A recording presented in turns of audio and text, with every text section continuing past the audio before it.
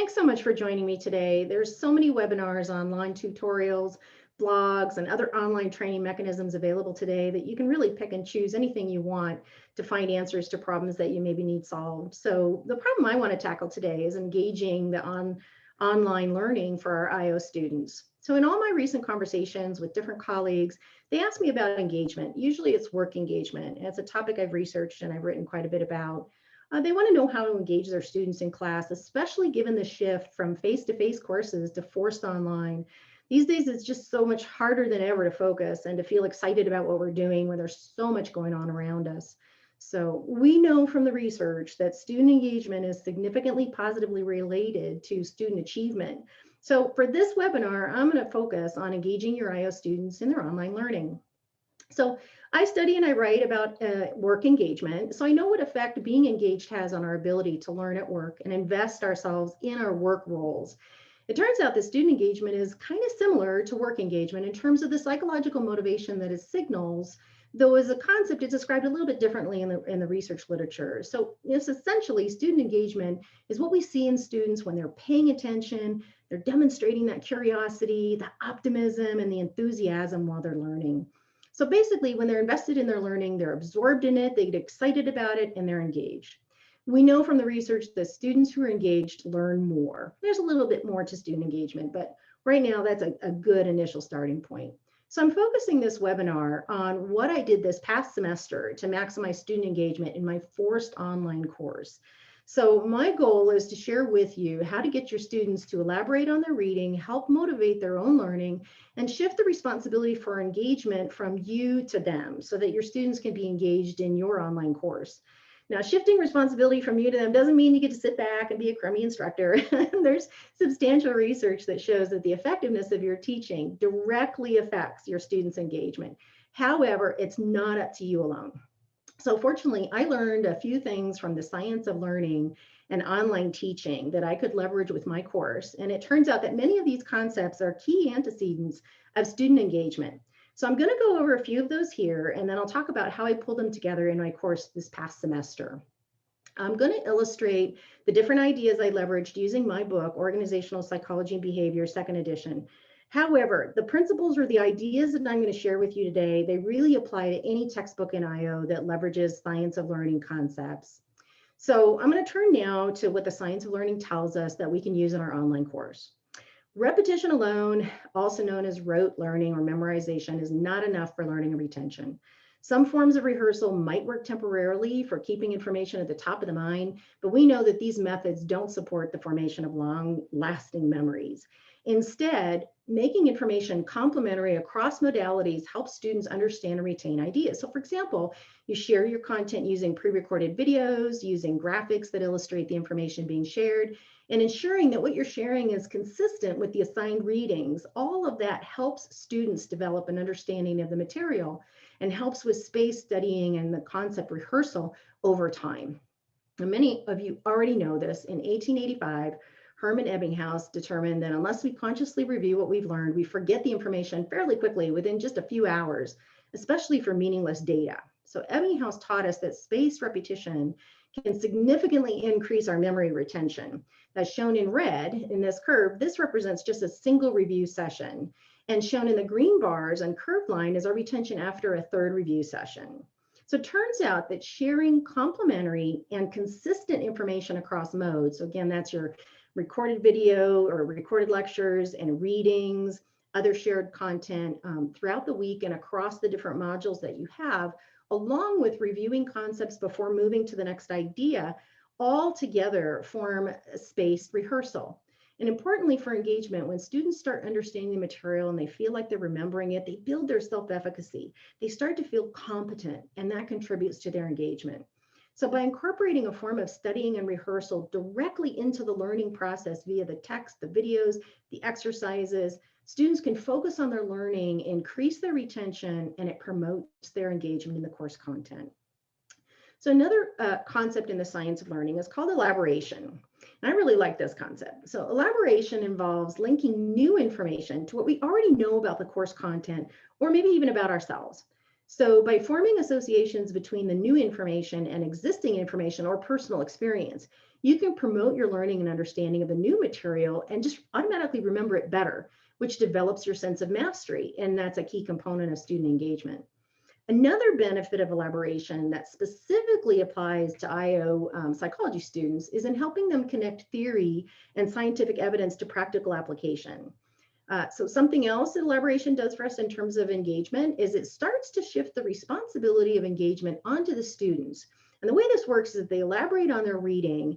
And when they do this from week to week, they start to develop an understanding of how these concepts from one module provide meaning and connection with another. So for example, the student who's pictured here might be studying the chapter on management and leadership, but turning back to the theories on motivation, which were introduced in an earlier chapter. So by relating the content to themselves, the students develop a sense of meaningfulness of the content, and then they tie it back to earlier concepts, which reinforces their own motivation to learn and enhances their engagement. Now, learning is a social endeavor. Discussion questions encourage students to learn from each other. Sometimes they ask questions, sometimes they teach each other, sometimes they recognize then that they're not alone in the learning process. This is particularly important for students who've been forced to take online courses when they originally expected face-to-face courses. They're frustrated because they're losing those interactions that they anticipated and often needed with others. So the discussion questions can achieve multiple purposes or multiple objectives, including they facilitate the learning and also fulfilling that need to connect with others like themselves. Well, engagement, like learning, it's a social endeavor. So the need to self-express and involve others as they develop their understanding for the course material are key aspects of student engagement. When students interact with each other in the discussion forums, especially with discussion questions that encourage them to use the ideas that they've learned previously, they can enjoy the discussions because they feel competent in them. They seek out reinforcement for their ideas, and they can build that self-efficacy from helping each other and teaching each other. Once they do all of this, they start experiencing those positive feelings of competence that are derived from a sense of mastery, which is really important because as a result, that allows them to own their own engagement in the course material. Lastly, there's a lot of other concepts in the science of learning that you can use, but I'll wrap up this last one that I've leveraged. So cognitive scientists have shown that testing is actually more powerful learning method than just simply restudying or rehearsing. So testing through weekly quizzes, for example, increases retention and can help boost understanding. I use auto-graded quizzes so that the students can get automatic feedback on whether they got the answer right or wrong. I do both. And they can also get information that tells them why the answer is correct or incorrect. And they get that explanation for how this choice was either right or not right. So in this process, they can learn while tracking their own progress. And we know from research and best practices of online learning that frequent assessment actually helps students track or monitor their own learning. So let me say a little bit more about online learning, and then I'm going to combine all of these elements together and show you how I used these concepts last semester to meet my objectives of engaging my IO students in online learning. So students' attention spans are short, particularly these days, especially now when all the classes are online. I keep all the videos and assignments short so that students will be motivated to do them. So when they can complete an assignment relatively quickly, it's really rewarding. It's like instant satisfaction, right? They're done. There's that sense of accomplishment. And with that comes a sense of success, a feeling of mastery. Assessing students regularly is essential for giving them opportunities to track their learning, and also you can track their learning and periodically reinforce their progress, which contributes to them recognizing their own learning and their own motivation to learn. So I use a variety of assessments every week, which invokes the principles of the science and of learning and online techniques. Additionally, these regular assessments help me catch them quickly if they're not grasping the concepts. Once they fall behind, it's harder for them to catch up, and that negatively affects their engagement in the course. Making low-stake assignments, that is a few points each, just a couple points, 2 to 5, maybe let's say, encourages motivation and participation. If they miss one or they don't get full points on one, it doesn't mean instant failure. because student engagement is fostered by success, by feelings of mastery and reward for their motivation. These low stake assignments really contribute to their engagement in that regard. They get that fostered sense of success. Students really need assignments that allow them to demonstrate their mastery and improve their sense of competency. And I provided some examples of what I use in the handout with this webinar. Ultimately, you're not only encouraging learning, but you're also encouraging engagement. As I've noted about the science of learning, discussion gets students connecting with each other and engaging each other regularly. And it turns out to be good practice in online learning. And I saw that there's a question about the discussion, so I'll grab that at the end of this section.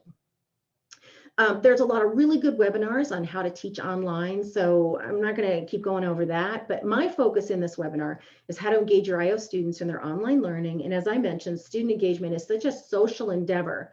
Those discussions, when well crafted, are going to promote student engagement and do so enjoying the practices of that we know best practices of online learning suggest.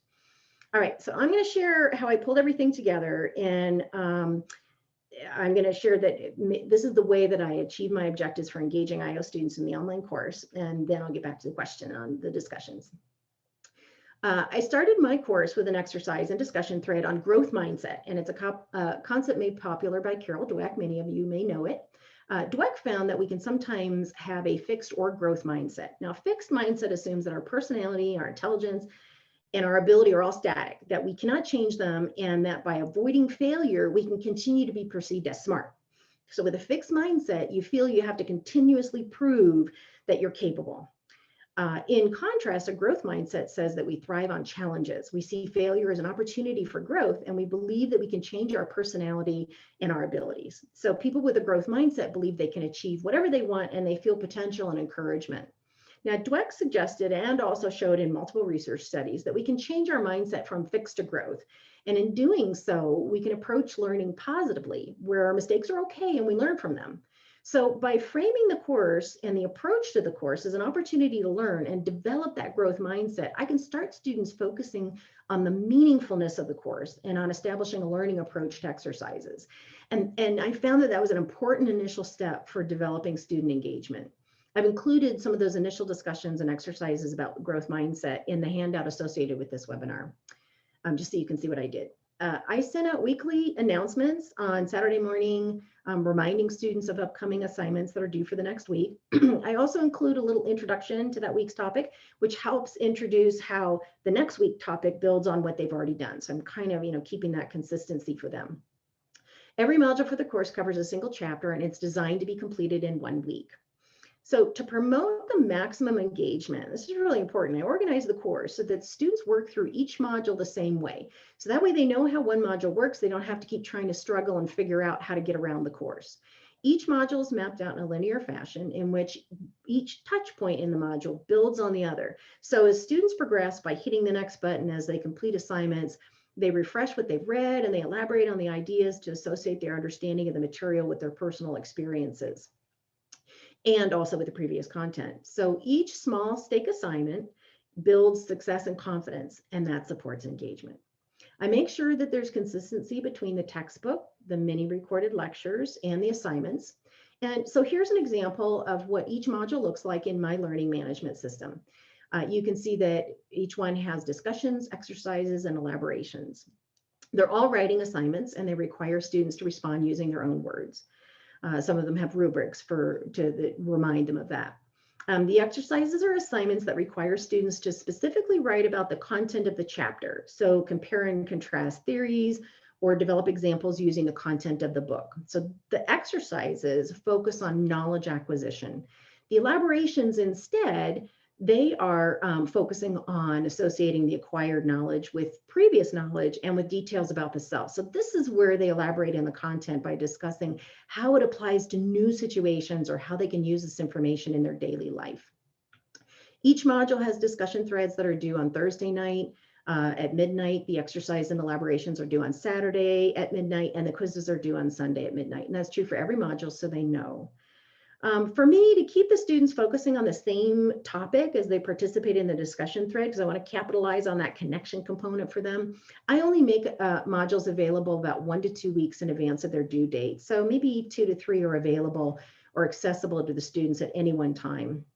If you have a fully asynchronous class, you can make all the modules available at once. But as I said, I didn't want to do that here because I really wanted to keep the students continuously developing their engagement. And it's super important during the pandemic when all the courses are forced online. And as I said, I really wanted to keep them on the topic together with their peers so they could capitalize on that social interaction and that need for meaning that students get from each other. Every module starts with learning objectives for that chapter. The first video for that module begins with me verbally sharing the learning objectives for that chapter. And then the last video repeats the learning objectives. So I'll say something like, now that you've learned the chapter, you should be able to, and I'll go through it again. And it's the same as what's in the book. So staying focused really is hard. And, even when we're really good at doing it, it can be hard over time. So I keep the assignments short. I keep the recorded lectures. I put them into little mini modules of about 5 to 7 minutes maximum. I chunk the content, so each video focuses on only 1 to 2 major components from the chapter. And then I provide a short sentence of what's in the mini video. So all these concepts are consistent with what the book offers to keep the course content, videos, and exercises all aligned. In January of 2019, there was an article in the Chronicle of Higher Education, and they reported that students don't read more than 30 to 40% of what's assigned. And the students said that they don't read it because they don't have time, they're easily distracted, and the textbook's boring, or it fails to capture their interest. So to get students reading the book, I developed the exercises and the discussions in the class that I want to include, and I take that from the book. So what I find in the book, I use that for the online exercises. And I included on this slide some examples of what I drew upon that's in my book for the online exercises. So this connection between the book and the course really helps students as they read, they work on their assignments online. And it's really important. It keeps the content consistent throughout each module or chapter. So they begin to think about the online assignment as they're reading the chapter, and vice versa. I get the benefits of science of learning strategies that not only help them learn the material, but also activate and sustain their student engagement. So they can read or either online or in the book, and they're going to be consistent. Many textbooks strive to excite students and to draw them in, and my book's no different. So for example, I include company examples like this one here, and I try to explain how the different theories are applied in the online course. I send students to different websites of companies that show them how the topics are implemented at that company. And this application of concepts is really fundamental to both IO and organizational behavior courses, and it functions as a key aspect of the elaboration assignments. So the more you refer to your textbook, the more you align the book, the online exercises, and your lectures, the more opportunities students have for grasping the material, mastering it, rehearsing it, and gaining that sense of mastery and motivation to learn. All right, so time flies. We're nearing the end. Let me wrap up here so we have time for questions. So my main goal today was to talk about how I engage my IO students in online learning by getting them to elaborate on the reading, exciting them to motivate their own learning, and shifting the responsibility of their engagement from me to them so we get this support going. I talked about leveraging the science of learning principles and best practices of online course design to facilitate engagement. Creating connections, opportunities for success, promoting feelings of self-determination and mastery, and promoting that self-interaction with each other and the course content, we can promote and sustain engagement throughout the online course, and the students are right there with you. So how do I know they were engaged? Well, these are just a couple of the examples of comments that students sent me, unsolicited emails. They sent me either during the course or at the end with the end of the semester course survey. And most of the comments really just suggested that they were highly engaged and enjoyed the class quite a bit and learned quite a bit. So with that, I'm going to open it up for questions, Ryan.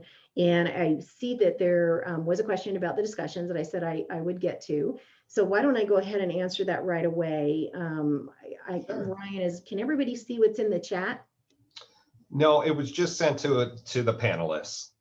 Okay. So, All right, so I'm going to go ahead and read the chat if that's okay. Yeah, that'd be great. All right. So, hi Zinta. In my experience, a lot of students absolutely despise discussion boards. Marcus, I agree with you. They've experienced them in prior courses as busy work, especially when they're required to post and respond a certain number of times per week. I agree. So, how do you get students to engage in the discussion boards?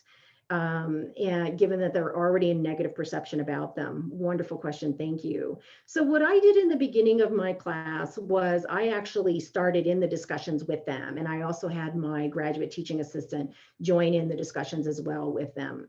And what we would do was we would promote and encourage kind of responses back and forth and ask questions that would get the students to really talk about themselves. So by getting them to talk about themselves immediately got them interested in the discussion board. And I really found that and I've done this, I've done it two different ways before. With this particular class, by starting out with a growth mindset exercise and using that as the discussion and getting them to really elaborate in the discussion board about what did they want to learn, how could they see and envision themselves doing the growth mindset and shifting from performance to a mastery orientation. That actually got them talking about themselves. And then they were talking about experiences, and then they were sharing that with each other, and they kind of got to know each other and connect that way. And it really kicked off the semester in a wonderful way and got them super lively. They kind of got that momentum going for a while. I could see, every now and then you can see they kind of, shorten some of the discussions. I think during the semester, they got a little tired at different points in time. And so that's when I would come in with either a recorded voice feedback for them on their discussion posts, or, try to encourage them to do a little bit more, and that just really helped to sort of keep the momentum going with the discussion boards. And then we also had little conversations about why do we think the discussion boards were negative. And that actually also helped quite a bit, because then they could help brainstorm how do we make them effective. So hopefully that I gave you an answer that just tells you kind of what I did and what worked for me. But students are different everywhere, and a lot of times you just really tough to get through some of those negative pre-existing experiences with the discussion boards. I have another one from Larry. I assign students to a group project. Your thoughts on how to promote online student collaboration and teamwork?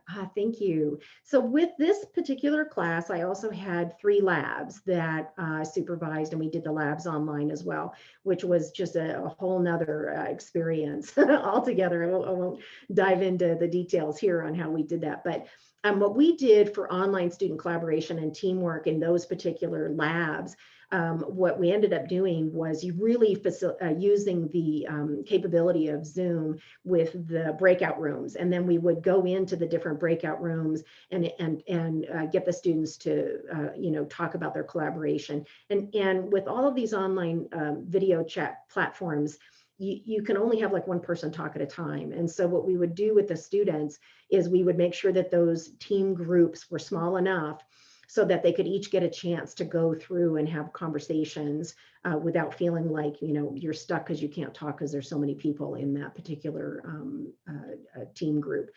We would also encourage, them to use any kind of offline mechanism that they have for either Google Docs, or, some students don't like Google Docs. They have other mechanisms that they use for encouraging their teamwork and collaboration together. And it just ended up working really well in terms of, how we could promote that collaboration and teamwork. We also would have conversations in class, in my class, connecting with the lab and talking about, well, how is it going in the group projects? And what are some of the stumbling blocks? We would also have little mini tutorials on how do you foster teamwork online? How do you encourage collaboration when you can't always have a face-to-face conversation where you have to do sort of these online chats, et cetera. And that also helps a lot, because then you're directly addressing the issue and the problem head on. Hopefully that helps a little bit in telling you. And I'm happy to talk with you offline and go into more detail about what we did. Thank you. I have another question from Kenneth. He has a lot of problem with students sharing quiz questions. He's found that several books use the test banks posted online. How do you address that without writing new questions every single semester? Yeah, that's a challenge. So in our labs, we write new quizzes all the time. In the class, when I'm writing in the test banks, I try. I don't know that I actually get it really well every single time in getting it so that they don't share. I don't post any of the exam questions in a forum that they can access later on. When we use the lockdown browser for quizzes or for exams, then they're not actually able to download or copy any of that. They also are not able to use their cell phone, to take a picture because they're in the lockdown browser. Some of the questions I do modify slightly because sometimes students can remember what some of the different questions were. With the quizzes, we would not, with the quizzes that are, online that are in this particular book or that I've used in this class, I will change them slightly for the next class. But because that they're so low stake, it's just not worth it for them to actually cheat on them, which is interesting. Students wouldn't. I mean, even though they could share and they could share the answers, I think because they're such low stakes, it didn't encourage them to want to go through and actually copy them and cheat. I'm sure some people did, but I don't think a lot of them did that. So I just found that making them low stake for the little mini quizzes and the quizzes that I said were done every single week really deterred them for finding a motivation to want to cheat on them or to copy them or to move them over. So I could use the same ones, or I could tweak them, or I could move them and shift them out of order. I have a pretty good pool of items, so when I use them and change them through, I can change up from semester to semester and then come back later on. And once I've taught the course, in the third or fourth year, those students are gone and they don't have the capability of putting those test questions into an online test bank that you could buy, at the university test center or something like that. I know that used to happen a lot in the past. I really like the lockdown browser because that prevents them from being able to actually copy any of the material from the screen. So I don't know if that helps. That's just kind of a little bit of some of the different things that we've done. We had some other strategies that we used in our lab, and I'd be happy to share that with you offline and in some email exchange and see if that provides some additional support for you. Great. I love this question. Someday soon, we're going to be able to teach online again, face-to-face, or face-to-face, not online. Are these techniques good for face-to-face as well as online? I think absolutely, absolutely. And what I found is that, as we've been going, even before the pandemic, a lot of students really, it helps them a lot to be able to get the reiteration of information online. So even in my face-to-face class, I've had some online portions or some online components that help some of the students get a little bit more out of the material, because some students want more, some, are having a hard time getting it in the first place, and so they can't manage to take in more. And so, yeah, I don't want to call it a hybrid class because it's not really hybrid, but I do know that a lot of instructors like myself have started to put some things online, even for our face-to-face courses. But all these concepts, all of them apply to face-to-face. You can use all of them. Obviously, the discussion thread is going to be a little bit different. You're going to have a discussion maybe in class instead, but you can foster it in the same way. So all of these ideas can easily be poured over into a face-to-face course. And I've used them and used these concepts before in face-to-face before I actually ended up porting my course into online. There were some things I had to do differently, obviously, because online, you got these different exercises, et cetera, that they're then putting online instead of us discussing in class. Or in the recorded lectures, I've actually always done that. So students could go back, and because I tend to talk fast. And so sometimes students would miss what I would say in class. And so I want to make sure that they could get it again. But definitely, these concepts definitely apply. Great. I know we're getting on the bottom of the hour here, but do you have time for another question or two? I do. Great. What is your average class size? So for this particular undergraduate organizational psychology class, the average class size is about 55. It used to be a little bit larger before, and a number of years ago, we had it as a required course for some of the other additional psychology focus that's in our department, like in the counseling program or in the applied social program. And so at that point, we would have like 200 or 250 for this particular course. But as we then kind of modified our curriculum over time, we do have an IO concentration at Colorado State University at the undergraduate level. And so there's a certain number of students that are required to take this course for that concentration. And so now we offer the course more often because of that. And as a result, we're able to actually then have fewer students, 55, 60 in one class instead of 250 at one time when we were just offering once a year or something like that. So this course is actually taught every single semester, including in the summer, to support students and support the IO concentration. So like 55 to 60 is the average. And then in the labs, usually I don't like my labs to be larger than 20 students at a time. Otherwise, it's too difficult for us to apply the concepts and get them into teams and small teams where they can work together effectively. Sure, that makes sense. You didn't mention anything about a midterm or big course assignment like a term paper. How do those contribute to student engagement? Right. So what I did is in this particular class, I did not assign a big student project, and mainly because there were so many challenges with trying to get the course up online very quickly at the very last minute. I was coming back from sabbatical. So, but what I typically would do in this case, and what I know we've done in my labs, there were course projects and course assignments.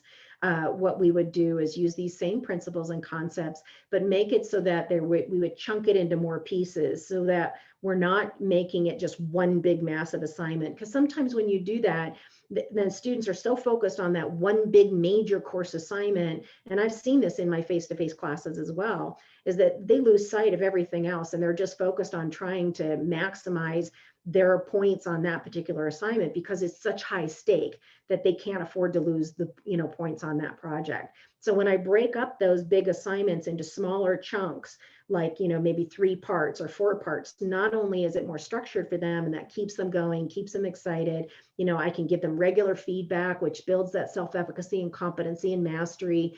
And then also the points for each one of those components is not so massive that if they lose points on one, that it's instant failure. I try to avoid as much as possible that sense of instant failure, because that really causes students to feel threatened. They start to lose their self-efficacy. They start to feel like they're not mastering the material. And they also feel like, oh my God, I'm falling behind. There's no hope. I can't catch up.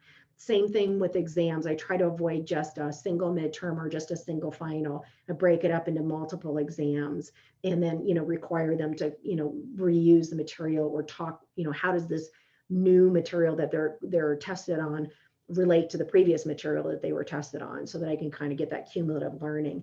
But I want to make sure that I'm always getting that sense of mastery, that promotion of self-efficacy. If they lose some points or they start to go down, we talk about the growth mindset idea of, okay, how do we learn from this?